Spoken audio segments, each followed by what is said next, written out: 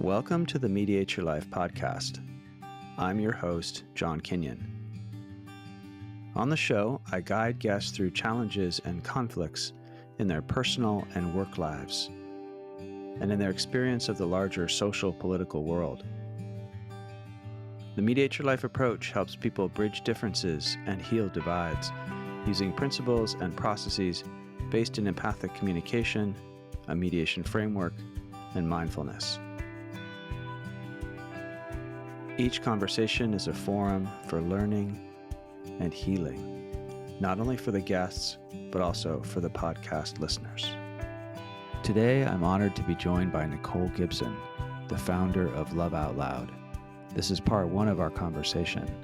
In this episode, Nicole shares her journey from a challenging childhood life-threatening eating disorder to becoming a successful social entrepreneur and passionate advocate for mental health and emotional well-being. We explore her personal story and living a life of radical truth and freedom on a path of radical love that fosters deep human connection and healing. It is a conversation about courageously embracing all parts of oneself, living a life guided by love and authenticity, and the continuous journey of self-discovery and growth. I hope you enjoy the episode.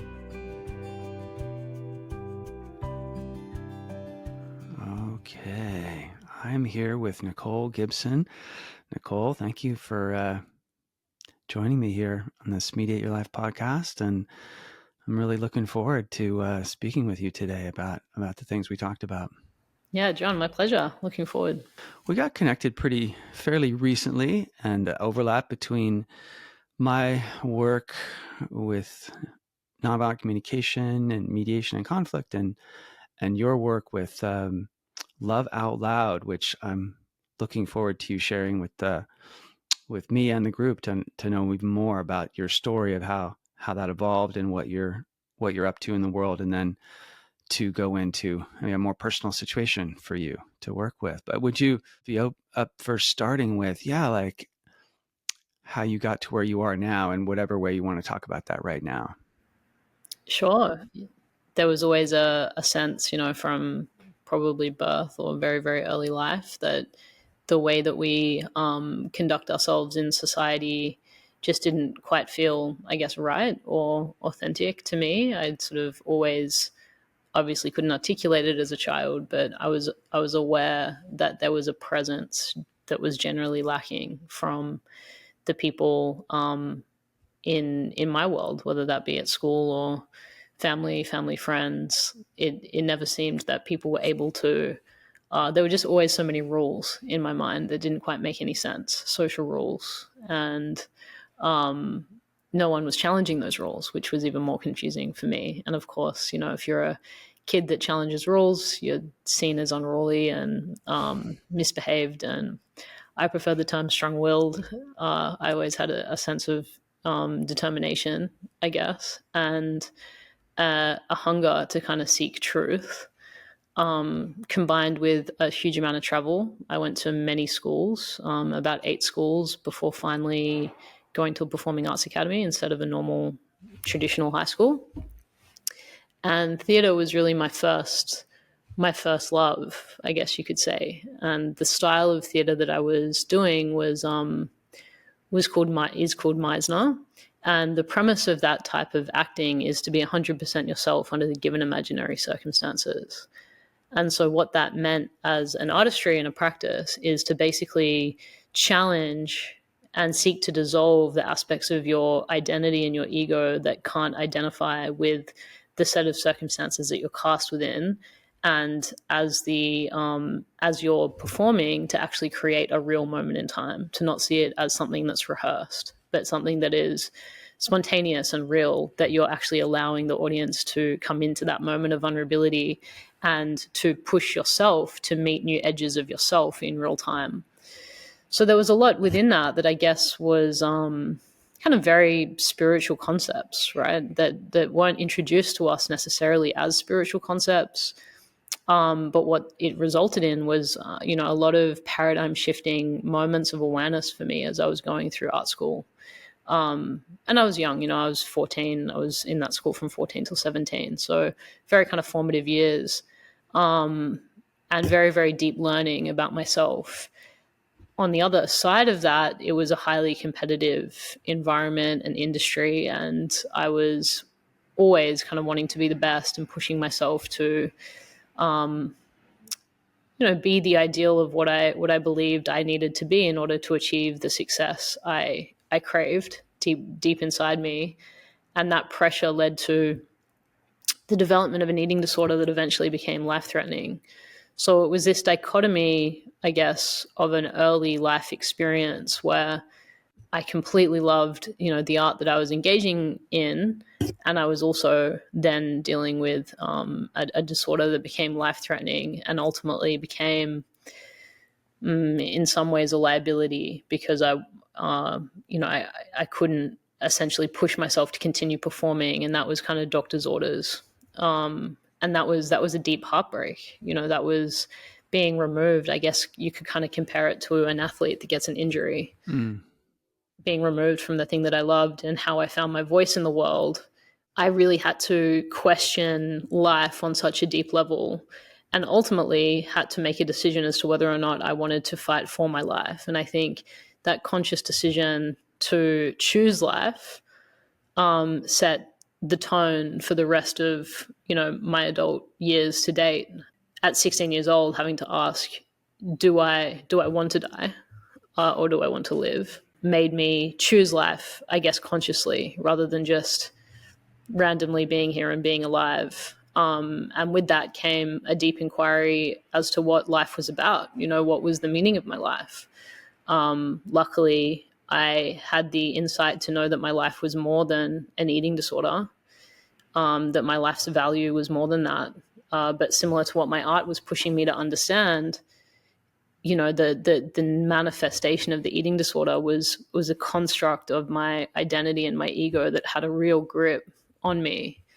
And it took a lot of transformation in order to truly overcome that. I mean, statistically, 40% of people that suffer from anorexia die, and only 10 go on to live, a fully recovered and rehabilitated life. And I consider myself one of those people, although those tendencies, I guess, towards extremity will always be there. But my healing came in very unconventional ways. It wasn't about trying to normalize myself. It was about looking to apply these aspects of my personality that I do believe are innate, in ways that are far more constructive. And so all of that in my early life, I suppose, became the recipe for entrepreneurship. The ability to take radical risk and become someone new every day if you need to was kind of very ingrained in who I was by the time I turned 18. And that's the combination of the theater work and going through the recovering from anorexia, the your own kind of character traits, but what it drew out of you, and how that kind of propelled you into what you're doing now. Yeah, that's it. Like pain and suffering are really, interesting, have always been very interesting concepts to me. And I know you and I have discussed that at length, like what is suffering. And I really met the distinction between pain and suffering during that eating disorder because it was self-inflicted, so it's one thing to kind of be in pain because you're a little bit hungry. It's another thing to starve yourself for months on end and to kind of choose to stay in that state of suffering, which I lived in. And it's interesting because, the dichotomy of control, which I also believe is a very important kind of philosophical and spiritual concept, our need for control and what to do with that. I experienced that to such an extreme degree in that restricting my food and journeying into the eating disorder as deeply as I did was an attempt to feel radically in control of my life, and radically in control of my body and my mind. But the hard truth of it is when you're needing control that much, whatever the focus is of that control is actually controlling you. And by the time it hit that point of crisis where I needed to gain weight because, my blood pressure and heart were really at a critical point, I realized that it wasn't as easy as deciding to turn the eating disorder off. And I think that is something that all of us experience in different degrees in different ways, that the things that we so need control over, the irony is actually they're the things that control us, and what to do with that. Wow. Yeah. What we so want to control controls us. Yeah. Ah. And yet your journey of working through that, and how that the insights that sounds like the deep kind of wisdom and spiritual insights of what it took for you to not be one of those casualties, and to not die from that, actually, and that wasn't a given, that it was possible, and you had to choose to really choose life. And you said something like that was, you see that as being very significant, that not everybody kind of has those moments of actually choosing to stay alive. We just sort of take it for granted. So it sounds like kind of a combination of going through all of that, and then your own kind of personality characteristics, that what you said earlier about what drew you into what you were doing with the theater work, and kind of your talents and abilities, and kind of ways you saw these gifts that you have. And yet it also took you into these dark places, and really super Both, challenging, right? It's both. And can you say a little too, before we take a situation of yours that's more current and we kind of dive in there, but just to give even more a context to how you've taken that, like this early experience you talked about, and you're kind of who you are. It's really astonishing to me what you've been able to create at what seems to me a pretty young age, like given how much you've created in the world. And you talked a little bit about the drive and the perfectionism and the but how you've learned to temper it and kind of bring out these qualities that are about being authentic and being loving and being like, could you say a little more about that journey, but also getting to where you are now, and the kind of, so people kind of have a sense of like what you're up to in the world, and how much what you've created and how much you've created, and like just giving a little sense of what that's about, which is incredibly sort of moving to me to see what you are doing. But just, I know it's probably hard to capture it all, but in some way that comes to you in this moment, how would you kind of give people a little window into what you've just said, and how it's taken you to where you are now?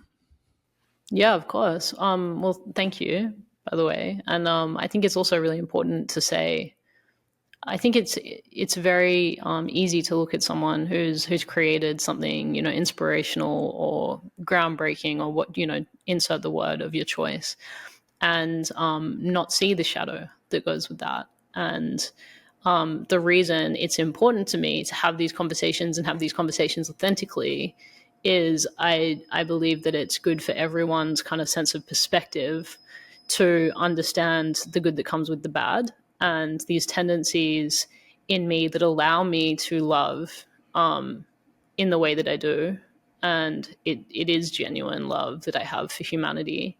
But that's a double-edged sword. That also comes with the willingness and the ability to be in a sets of circumstances that I don't believe most people would be willing to journey into, and aspects of my personality that have the capability, and I guess the resilience to be able to be in situations that maybe would be too much for others, and to kind of set the record straight in that it's not, there's no, everyone has an origin story, right? I gave you my origin story, but it's not like you go through your origin story and then all of a sudden, those aspects of self just cease to exist, and you only have the positive. Like, still daily, I battle self-criticism that I would never wish, even on an enemy. It's just the dynamic I have with myself now is anchored in more groundedness, and I have more control most of the time over how damaging that is. So I just want to say that, because I know your listeners, are seeking growth, And I think it's important. My personal philosophy is the integration of all parts. Mm-hmm. To relate to yourself as a whole person. And that's the entirety of all of the things you've experienced, including the things that you're ashamed about, that you have previously rejected, that you criticize, that you hate most about yourself.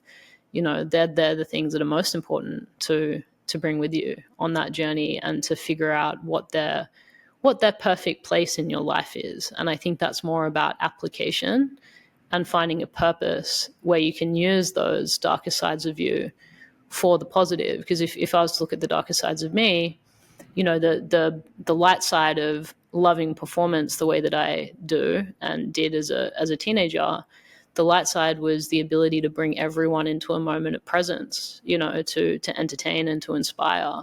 The dark side is a deep need to be seen, and what could become an extreme self-orientation. And it's both. And I think not enough leaders kind of admit to that. And they're kind of too busy sprouting PR campaigns around why they're great, and not kind of revealing the true motivation. I think anyone that's driven, there's something that's driving them that isn't contentment most of the time. And to just be aware of that, it's not good or bad, but to understand that. And so, all that being said, for me, I did have this insatiable desire to truth seek, and I wanted to see life for myself, and I wanted to see the reality of humanity for myself. So the first 2 years of my journey after I graduated school was to go and listen to tens of thousands of stories in communities around Australia. And my intent in that was to listen, because I had my kind of hypotheses around what we were lacking as a society. And I always had this desire to build a movement. I wanted to build something radical that could change the world. And I think that, I have enough self-awareness now to realize that came from such a deep need to change my own world. So there's two ways that could have gone. I probably could have run into the Himalayas and meditated in a cave on my own, or to take on the world. And literally my actual lived experience of that was, I wear the weight of the world on my shoulders. Like, I feel the responsibility of the world. I feel like it's up to me. And some people, might see that in the negative, like some kind of delusion of grandeur, and potentially that's true. But to be completely authentic in my experience, that is how I feel most days. That's what I think about. That's what I'm obsessed with. And I do my best to kind of, do good with that, and understand the grounding principles that I believe all humans are going to, come back to eventually, being love, kindness, compassion, authenticity. I think it's what we crave the most. But those 2 years were very defining, because that tour became, quite successful in that we ended up getting a corporate sponsor. I grew a team. We had a lot of media covering that tour. The tour was called Champions for Change. And we started to be invited to many schools and universities and workplaces and community groups to hold these spaces where essentially people were invited to share their story.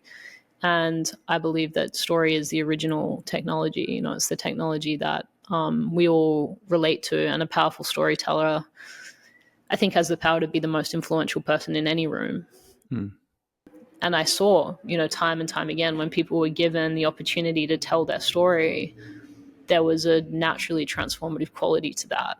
And people that had been dealing with all kinds of, really difficult circumstances in their life, their mental health, were consistently coming up to me and my team after these sessions and saying, I've been in clinical therapy for the last 20 years, or I've tried to address X, Y, and Z. Nothing has ever been as transformative as being seen, the way that I was able to be seen today. And so I questioned the whole time, what are the ingredients of the space that's being curated here, that's creating that transformation? And it was a space of non-judgment for the most part. it was a space of acceptance, and it was a space that had the capacity to hold maybe the edges of someone's story that they wouldn't otherwise feel comfortable sharing. And there was a liberation. When someone was able to be in that space, they were liberated from these things that were holding them captive, their own experiences that they didn't know how to share or reconcile. And I realized so much of healing is natural when we get out of the way. In the right space, the right conditions. Yeah. And then that obviously makes you question the systems that, govern us, right? Especially in health. Where is the space within our health system to allow the natural process of healing to occur when the whole system is geared towards intervening, intervention? That made me incredibly passionate, especially in the mental health space, but health more broadly, about bringing this to light, helping the world understand that culturally and the way that we live our lives, so much of the heavy lifting can be taken off what becomes a crisis and then becomes the responsibility of the system. So many of us can take a little bit of responsibility for that and prevent so much suffering from existing in the world. And I started to use that to advocate for early intervention and prevention and community capacity building and development as a means to solve for the mental health crisis. And this was before anyone was really talking about that, back then. What year was this, roughly? This was like 2011, 2012. Okay. Yeah. It was still a very taboo conversation, and the mindset around mental health was biochemical. It was like you have a imbalance and drugs are the answer. The idea that culture and environment and relationship health could influence, someone's mental health was considered, left field, which is crazy. Yeah. But this is something that sounds like you didn't conceptually, theoretically figure this out, but it came from your own personal challenges and experiences, and then you just got this intuition, kind of some calling in you of like, go out and travel throughout Australia and just go from place to place to place. You said 2 years, you were on the road literally for 2 years. Yeah. 2 and years, you were holding these spaces with young people, mostly, it sounds like, in originally, but then everyone. It was everyone. Okay. And it seems, my guess is, or just what I'm hearing as you tell that part of the story, is that what you provided, you provided, like you said, acceptance and listening and non-judgment and care, like caring about people and letting them tell their stories in a deep way. But my guess is there's something also that you brought from your experience and you as a like just kind of getting to know you some as well. Like there's some way that even now, as you're talking about being someone who succeeded a great amount and yet being willing to, like, really feeling it's important to share that the shadow sides and the imperfections and and my guess is some way that you showed up in those spaces and that you were willing to go on that kind of journey and risk and travel around without and just kind of letting the plan unfold, that you brought something that made people feel really, really safe enough to go deep into their stories. And you've been there, you'd confronted life and death. Yeah. So is that true? Is that something like there's something you found in that journey and you brought to those groups and those people that allowed them to go into that place of healing? Yeah, of course, right? I think there's a few layers to that. I had already confronted death. And if you look at traditional rites of passage, that really should have been a normal way for us to transition into our adulthood. But that's a whole other kind of podcast. Many of us didn't. I did. So I think it created a depth and a level of responsibility and psychological resilience to be able to throw myself into an adventure like that. I wasn't scared. The worst that could happen in any situation is that we'll die. And I still remain pretty unafraid of that. It's not, I see it as another moment in time. It doesn't, but whilst I'm here, I think we should all choose life, as much as we can. But death is a part of every moment, right? If we allow it to be. So when you've overcome that, and you're going to find that in your greatest fears. Now, it was interesting because my greatest phobia was food, right? So I had to confront that multiple times a day. So say your biggest fear is jumping out of a plane, or, being confronted with a cupboard full of spiders. Imagine if you were forced, literally forced. Multiple times a day. Yeah. Yeah. So, when you've overcome that, and you've been forced to gain the weight and let go of the control, and, it's, at the time it was deeply traumatic. Like, I would have a meltdown multiple times a day, having to confront that fear. But I got through it, and it changes your perspective. And I think all of us should be seeking to look at what is the most terrifying, thing imaginable, that we know is actually geared to our growth, and how can we start to prioritize that? Because if you prioritize that in your day, you're going to be living in a very different reality a week from now, 2 weeks from now. That transformation and that change is possible so fast if you go towards the fear. Yeah. And that's, people are more afraid of public speaking than they are death. And I learned some really amazing lessons. Obviously, I was comfortable enough being on stage already, but public speaking is very different. It's very vulnerable because you're sharing your story. But I had a very strong sense of what it was to have a two-way connection with a group or with an audience, and I could feel a room very naturally. And because I was public speaking, multiple times a day during those couple of years, it's like the 10,000 hour rule. If you do something enough, you really learn what it means to master it. And the less I prepared, and the more that I was authentic, and the more that I was interested in what my audience was feeling, and willing to share the corners of my own experience, to grant that depth and permission in the space, and not be confronted, by someone else's story, but just be level and regulated in whatever someone chose to share, the transformation just became more and more and more powerful. And I learned through just that exposure that, we're so afraid often of these points of the human experience and vulnerability. But the irony is, by being afraid of them, by being resistant to them, doesn't change anything. They're still there. They're still a part of your story.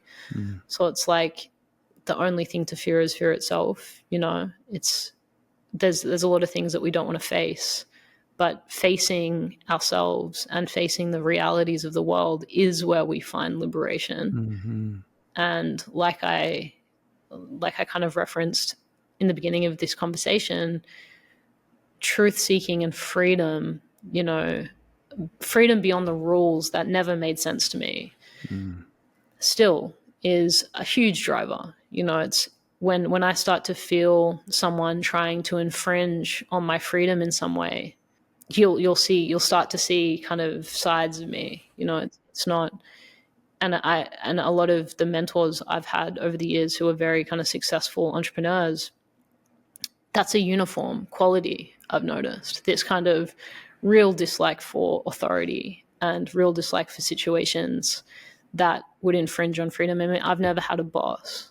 I couldn't imagine being answerable to someone in that way when it came to my talent and my creativity. And, that's still, I haven't even ever had a boss, but it's still a fear that I have, that I would ever be in a situation where I would have to be an employee.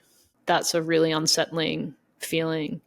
Also, the deep connection to freedom in that way, bringing that into a space, it kind of breaks the shackles that a lot of people live within that they've never even questioned.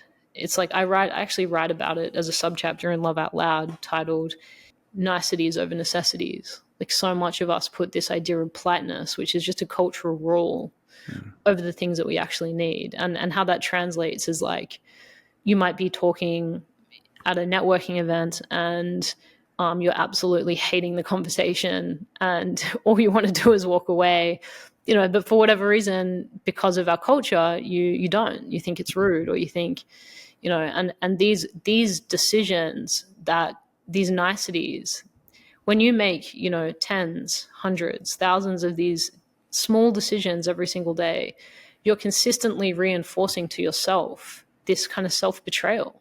You know, you don't want to do it, you know, but, and you know that there's no growth in it for you, but you stay there. You know, I think many of us have been chained to these rules so that we continue to reinforce them. And I think what I brought into those spaces was this, like, let's throw all of that out and let's see if we can relate in a new way and see what happens. And what I found was that a lot of people's disease and disorders went away. And I truly believe that it's the fact that, you know, in these moments where people feel they need to conform to these rules that don't actually serve them, they start to, their subconscious mind starts to create these symptoms to say, hey, something's wrong here. Maybe it's depression, maybe it's anxiety, maybe it's back pain, maybe it's a personality disorder. Choose your kind of manifestation. I think it's an incorrect perception, an unintegrated awareness a lot of the time, rather than something that you're kind of bound to experience. Because I've seen too many examples when you say, hey, you can be someone new in this space, and I'm going to tell you the truth. I'm going to take the risk to tell you the truth, even if it's just for these 2 hours. The level of radical transformation that someone's capable of experiencing in that space is something I've seen too many times to not believe in. Wow. So I'm thinking about what you shared too about your very early life and what the kind of performance and theater work you were doing.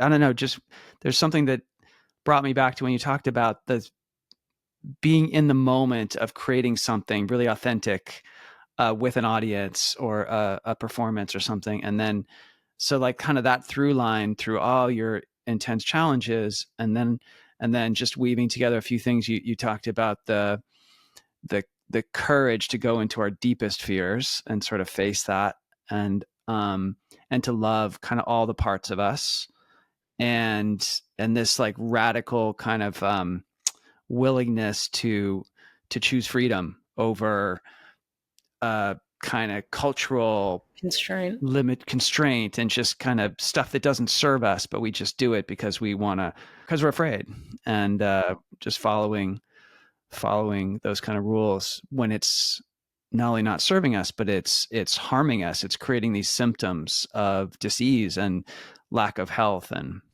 well-being. And so I'm just kind of hearing how, just in it sounds like a really organic way, you started developing this way of creating spaces for people to show up, that in where there is this radical freedom, there's this love and acceptance and embracing of all parts of oneself. And you were able to kind of go to these really scary places with yourself and share your story, and with other people, no matter where they went, you could stay with them and you could be with them in anything, it sounds like, that could come up, and you had that commitment.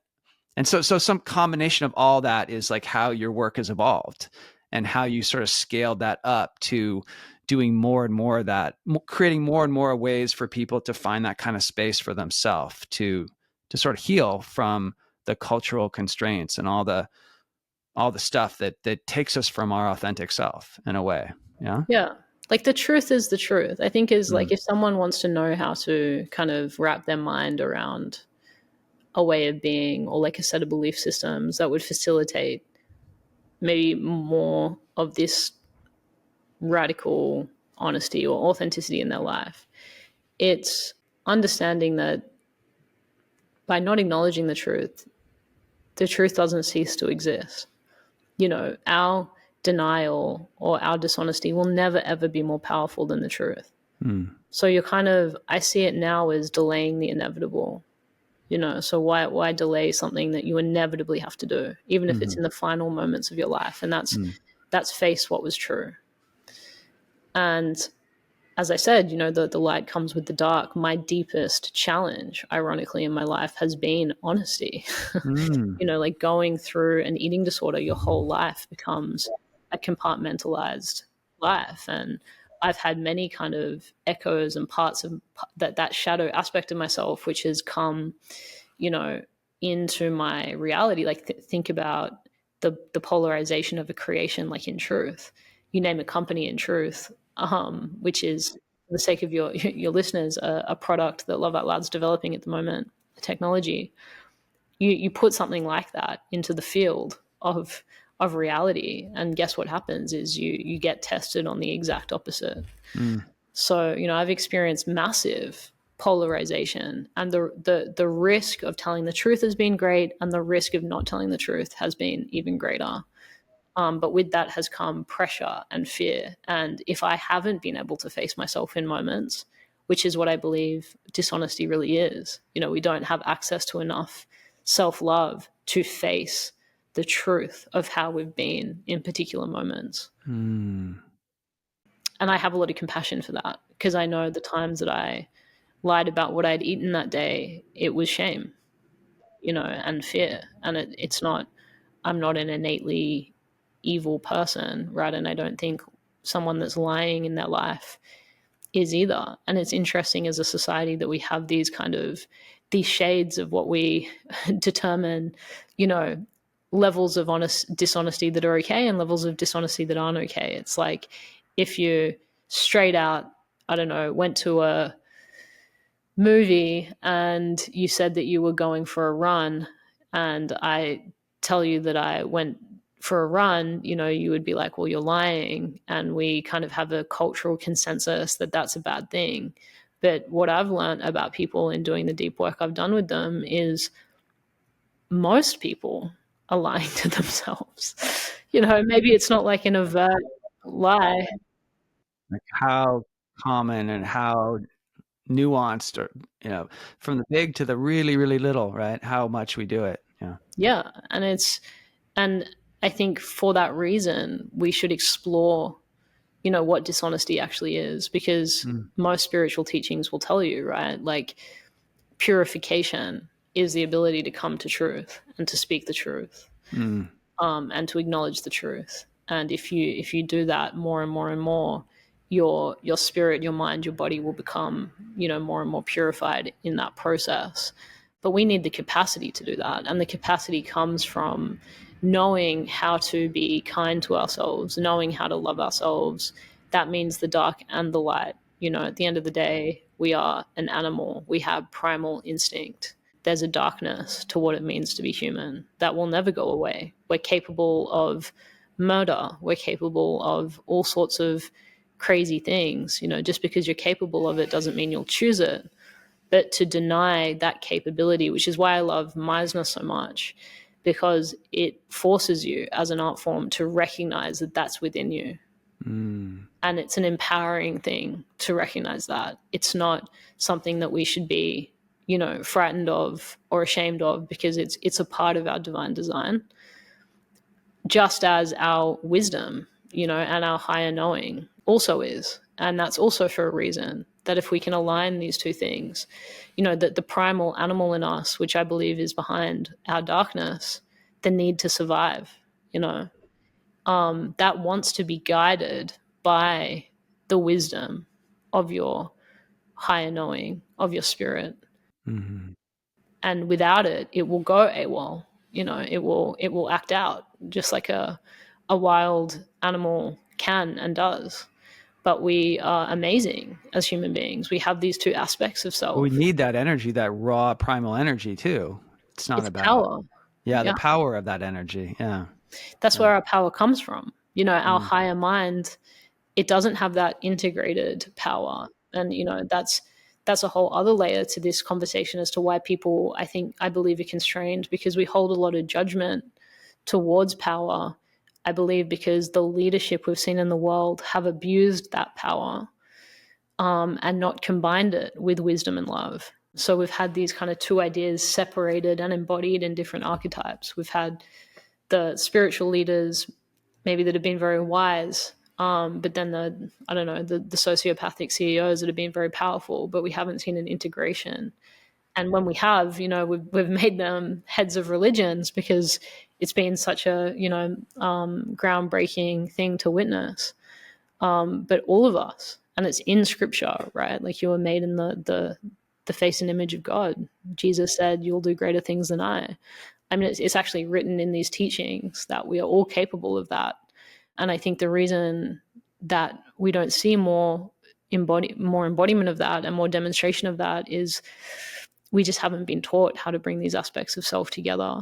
And I know through my own experience, the ability to tell the truth and the ability to prioritize freedom, and with that comes inclusiveness, and with that comes a reduction of resentment and all of the things, jealousy, like all of these qualities that we know actually keep us constrained. When you are able to be on a path of freedom and truth, those qualities in us become minimized. Because think about when you become jealous, when you become resentful, it's when you feel like you're not able to give those things to yourself. You've made someone else or a set of circumstances responsible for your feeling of liberation, freedom, validation, whatever that is. And that's where we need to begin. Sit with yourself in a sober moment and really ask, where do I feel constrained? Where do I feel trapped? And if you start to write that out, and you start to be willing to show up in a way that you've never showed up before, which is going to mean telling the truth, which is the ultimate risk. You tell someone the truth, you have no control over what they're going to do in that situation. The reason we don't tell the truth is because we are trying to control someone else's reaction to us. Yeah. Wow. Yeah. As you were talking, I was flashing to Gandhi, who I just studied really deeply when I was in my 20s, and just really studying his life and how he lived his life. But it was a lot about power and truth, and this absolute dedication to the truth, and this alignment, this integrity of the truth, and how that was his power in a way. And so it's just interesting, flashing to that as you were speaking. Yeah, that's it. So yeah, I would like to start to transition towards bringing all these things into a personal experience in your life. Maybe just as we do that, if you want, I'd be curious to hear you talk about it for a moment, and then I'm guessing listeners too, that like how you've scaled this up, right, to the work that you're doing. You're doing like trainings and workshops and talks, but you're doing a lot. Can you just say a little bit about how you're taken what you've just been talking about from your life experience? You're working with people in these 10,000 hours in these rooms and spaces, and going to these places and learning how to create these conditions for healing and liberation and transformation out of the symptoms that right are plaguing us, into what you've been talking about. And just, could you say a little bit of how you've scaled that up to where you are right now? And I'm guessing it'll continue to expand, but where has that led you in terms of the way you do your work in the world, and how your organization and your community, your Love Out Loud community is now? Yeah, I think the principles that have guided me have really been the assets that have allowed the work to continue to scale. I'm like, for example, I believe I'm in a relationship with my vision, and my vision, that higher kind of perspective of where I would like my work to ultimately sit, allow that aspect of self, some people would call that their higher self, to guide the way that they're showing up in each moment. And that's been true every step of the way. And I've experienced the magic of that. The advocacy from those 2 years on the road led to me becoming the youngest federal commissioner in history, where I was advising the Australian Prime Minister on a $27 billion budget at 21. So with that, a lot of doors open. And yet still not allowing the perception of success to be the thing that held me in a career direction that wasn't actually the ultimate career direction for me. Because could I have stayed in that and maybe become the health minister within a few days? Right. You could have taken a lot of paths, but you listened to something else that kept guiding you to where you're headed. Exactly. Right now. And that takes risk again, because when I stepped down from that role, had my final term, and I was leading my nonprofit, which grew from those first couple of years working with communities, I had a lot of success. At that time I was 24, 25, I was a federal commissioner, I was the CEO of a nonprofit. Like, it was kind of, why would you have aspirations beyond that? And I felt like I'd reached a point where I'd consolidated my perspectives enough to really develop the philosophy that is now Love Out Loud.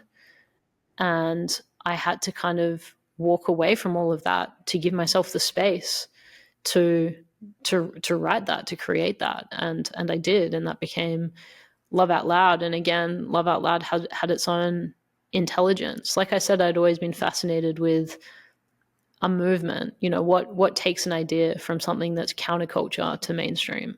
I'd always been fascinated by that. And Yeah. again, there's a lot we could unpack within that. But this concept of critical mass, enough people adopting a way of life and an idea that it shifts, Goes viral. Yeah. yeah, that it shifts the way that we fundamentally live. There's a documentary, How to Change the World, and it was by Greenpeace. So it was about Greenpeace. It was actually an Australian director, I think, that found that old footage and put it together. And one of the Greenpeace members actually said in the documentary, we need a thought bomb. We need an idea that goes off in enough people's minds that it changes the trajectory of humanity. And they leveraged what was happening at the time, which was the hippie revolution, right? They used that energy to accelerate their mission that they had in Greenpeace to stop the whaling, and then the other conservation work that they went on to do. And I think that was such a beautiful demonstration of kind of how to build something that gets traction and scale. And again, a mentor shared with me very early in my journey, if you want to build a movement, imagine the analogy of a surfer surfing a wave. It's not just you can know how to surf. You can be an amazing surfer. And I think that's what a lot of people have. They have great skill sets in business or speaking or facilitation. But that's one of many pieces that need to come together for an idea to really start to change the world and gain traction. You need to know the time of day. You need to be willing to paddle. You need to be willing to be patient. You need to be willing to choose. You need to be able to choose the right wave. You need to be able to turn around at the right time, stand up on the board at the right time, and you need to be able to surf that wave, all the way through. And it's all those pieces coming together. So timing has been a really interesting and important aspect of my journey, not just launching an idea because I want to, like, think about the context that idea sits within.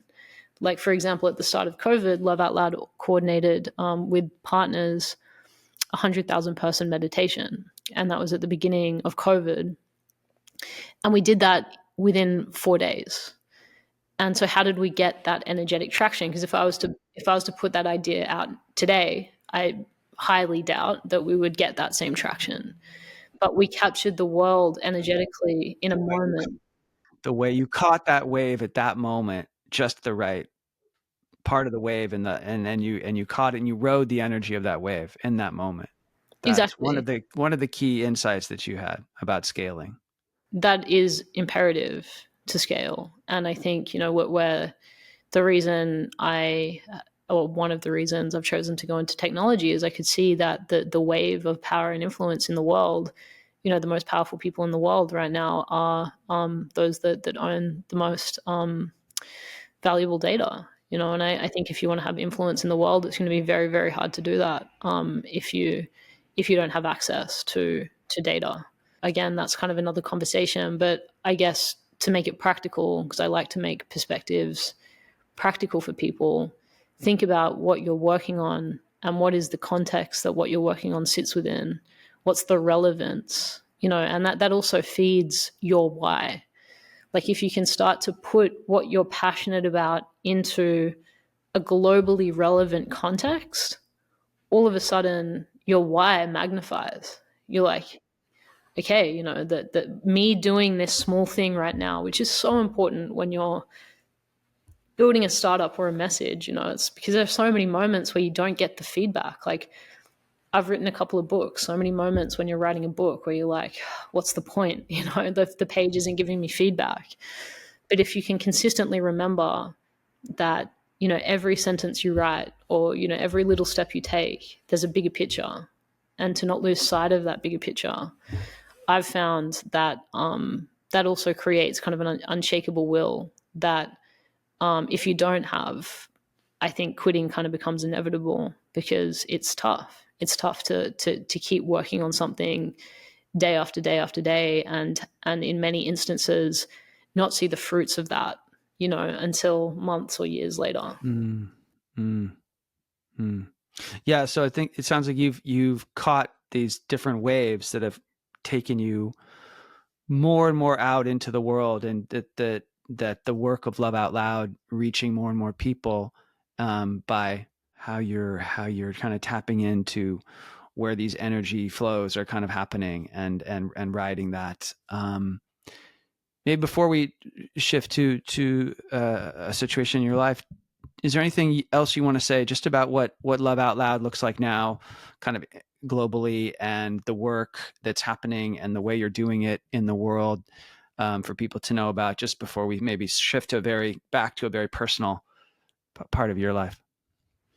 And maybe the thing that would be, again, relevant for people, depending on what they're working on, is explaining how, Love Out Loud went from campaigns and events and retreats into now technology as one of our core verticals. Because I know for our community, that was in the beginning, was like, how could Love Out Loud ever be transformed into a technology when the principles it's centered on are so Right.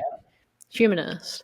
And I like challenging that, you know, that objection, because the way that I've always thought about solving problems is using more of, I guess, like a first principles approach, in that, what's the core problem that I've always tried to solve? The core problem isn't to entertain people through workshops. It's to help people find freedom. It's to help people develop emotional capacity. And so, because I've stayed true to the core problem I'm trying to solve, it's allowed for more innovative ways of solving that problem, which are also far more scalable and accessible to transpire and occur. So, developing in truth tech, a technology that can measure your emotion and mirror back to you these emotional patterns that are governing your life, all of a sudden, I'm, in order to make the change I want to make in the world, I don't have to go and travel 30 hours and get to Europe and,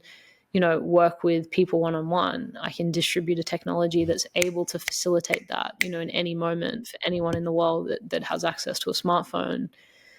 That's the power, I think, of defining the problem you want to solve, and putting your why beyond all these other things. Because I think, like, when I think about the journey to changing the world, the journey to success, it's kind of like the reflections of the moon in the ocean. Like, there's many kind of illusions that you can trip up on at so many moments. And, this has happened to me, and I've had to course correct.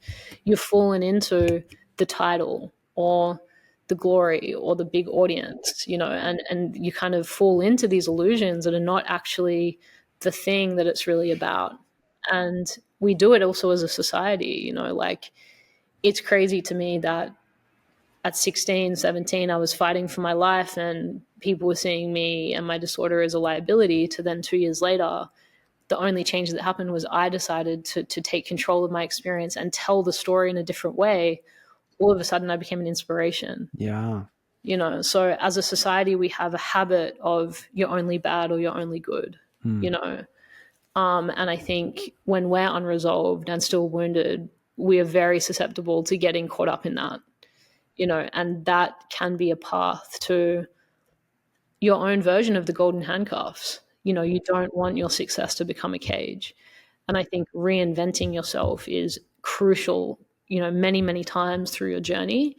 And I've found the best way to do that is to stay focused on the problem you're trying to solve, and keep checking in with yourself and asking, is the way I'm solving this problem the best way to solve this Yeah. problem? Yeah. Beautiful. That's so much wisdom in that, and how you, glad you mentioned, yeah, how you pivoted some to this technology with emotion that can really help liberate people and all that you've learned, and taking that creatively into this medium and platform. But yeah, now I see how all these things you talked about is actually showing up in that technology, and that's a way to sort of kind of ride the wave of what's really impacting so many people, the technology, and reach that critical mass, I guess, that you talked about, right? How to and then you said you had that intuition when you were young that there was something really big that you wanted to be doing in the world, and kind of changes that you wanted to be part of. So I'm really appreciating how you've shared your journey, and people, I'm guessing, can learn a lot from all the things you've said just now. Thank you. I hope so. Just the honesty of your vulnerability and the truthfulness of kind of all the facets of you, and just really appreciating how that keeps kind of being woven through the things you're talking about. And it's really lovely just to even just right now, just being with you and hearing you and talking to you, can like feel that authenticity and willingness to kind of keep taking off masks or facades or superficial things and just keep dropping into what's really there.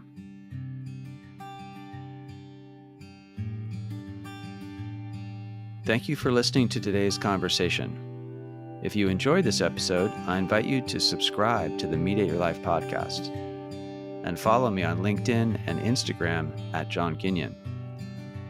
You can also download the Mediate Your Life app to practice these principles in your own life.